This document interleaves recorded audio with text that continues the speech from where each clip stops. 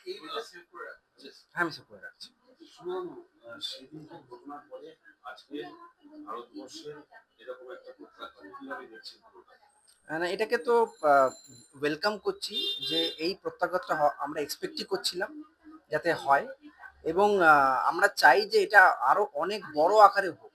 কারণ এরকম শুধু স্ট্রাইক করলে বা কটা জঙ্গি ঘাঁটি কারণ ওরা তো এক্সপেক্টই করছে যে ওদের উপর হামলা হবেই। এত বড় ঘটনা ঘটার পরে ওরাও নিশ্চয়ই সেই জায়গাতে নেই। তো আমরা চাই যে যেখানে এ এ এনারা আছেন সেখানে তাদেরকে খুঁজে বের করে তাদেরকে আ তাদের উপর এভাবে হামলা চালানো উচিত। যাতে পরবর্তীকালে কোনো ফ্যামিলিকে তাদের ফ্যামিলি মেম্বারকে যাতে লুজ করতে না হয়, হারাতে না হয়।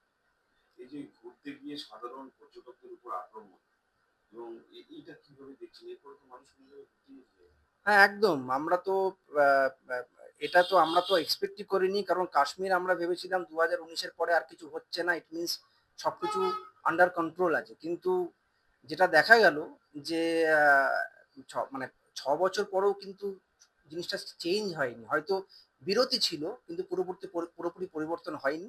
যদি হতো তাহলে এই অবস্থা হতো না। আরেকটা বড় জিনিস যেটা আমি বলতে চাই, আগেও বলা হয়েছে সেটা হচ্ছে যে কাশ্মীর পুরোপুরি আ ফোর্সেস এর মানে আন্ডারেই আছে। কিন্তু কেন ওই ভ্যালিতে কোনো ফোর্স ছিল না এটা আমাদের বোধগম্য না।